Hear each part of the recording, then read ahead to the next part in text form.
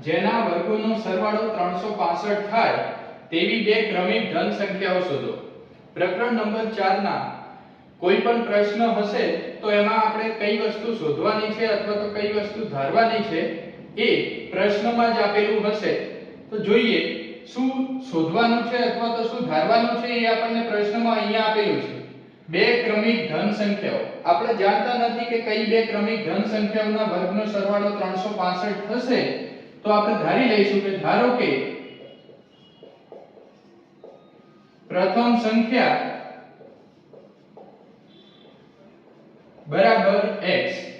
હવે આપણને ક્રમિક પૂછેલી છે। ક્રમિક નો મતલબ થાય છે કે એના પછીની જ સંખ્યા।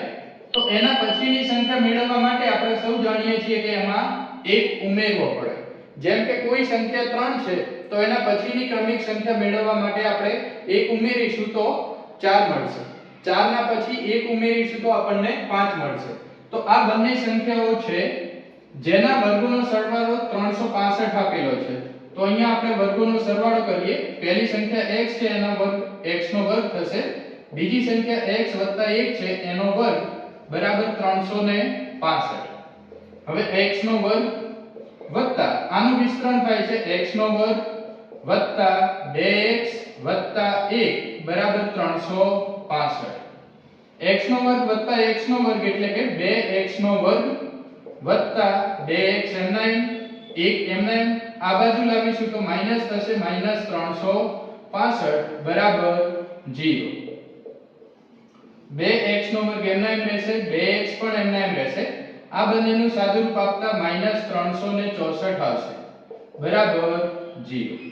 હવે જો અહીંયા પણ 2 છે, અહીંયા પણ 2 છે અને 364 માં પણ છેલ્લો આંકડો 4 છે તો એમાં પણ 2 આવશે। તો આપણે 2 સામાન્ય કાઢી લઈએ। 2 તો અહીંયા વધશે x નો વર્ગ વત્તા અહીંયા વધશે x ઓછા અહીંયા વધશે 182 બરાબર 0।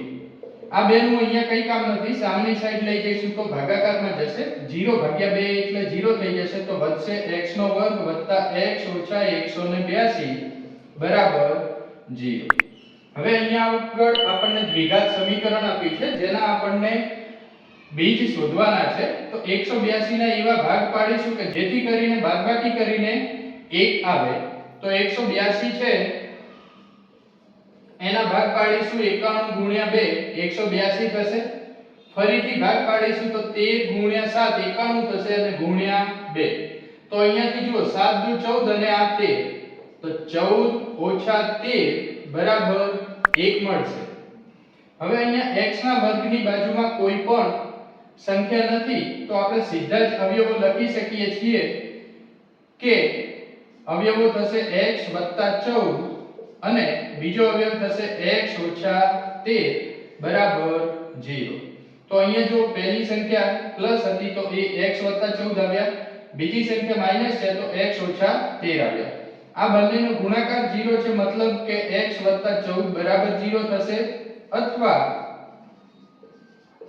x ઓછા 13 બરાબર 0 થશે। તો x આ +14 છે પેલી બાજુ જશે તો -14 અથવા x બરાબર આ -13 છે પેલી બાજુ જશે તો +13। આ તો શક્ય નથી। કેમ આ શક્ય નથી? કારણ કે આ જે સંખ્યાઓ છે એ આપણને અહીંયા આગળ ધન સંખ્યાઓ આપેલી છે તો આ તો ઋણ છે તો એ શક્ય નથી। તો પ્રથમ સંખ્યા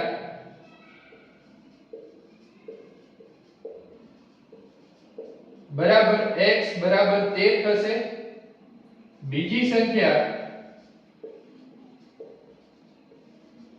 બરાબર x + 1 બરાબર 13 + 1 એટલે કે 14 થશે। પ્રશ્ન નંબર 50 સુબ્બારાવે વર્ષ 1995 માં ₹5000 ના વાર્ષિક વેતનથી કામ શરૂ કર્યું અને તેમને દર વર્ષે ₹200 નું વેતન વૃદ્ધિ મળે છે। કયા વર્ષે વેતન ₹7000 થશે? તો સૌથી પહેલું વેતન એ 5000 છે। આવતા વર્ષે એમાં રૂપિયા 200 ની વધારો થશે એટલે કે વેતન થશે 5200. ત્રીજા વર્ષે 200 રૂપિયા ફરીથી વધશે તો 5400 થશે.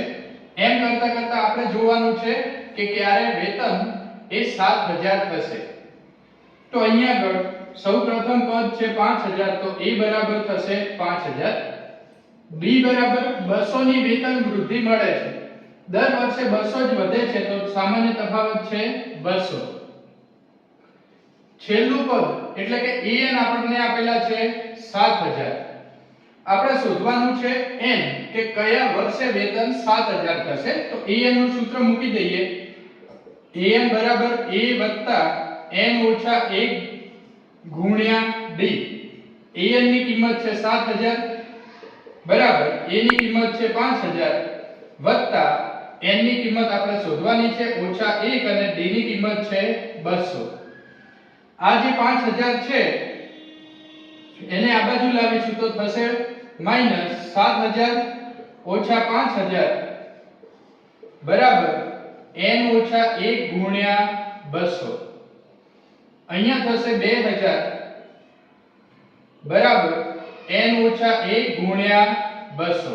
આ 200 ગુણાકારમાં છે, આ બાજુ આવશે તો ભાગાકારમાં આવશે તો 2000 ભાગ્યા 200 બરાબર n ઓછા 1.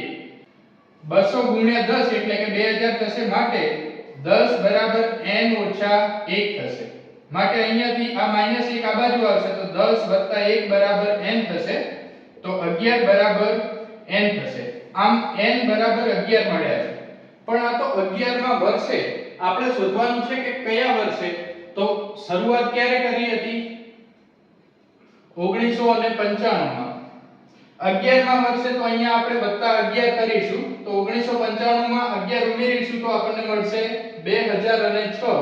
તો આમ તેમનું વેતન 2006 માં 7000 રૂપિયા થશે. નંબર 51 નીચે 30 વિદ્યાર્થીના વજનનું કોષ્ટક આપેલ છે તો તેનો મધ્યસ્થ શોધો. અહીંયા વજન આપેલું છે, આપણે મધ્યસ્થ શોધવાનો છે. તો આવૃત્તિ પછી આવશે સંચયી આવૃત્તિ,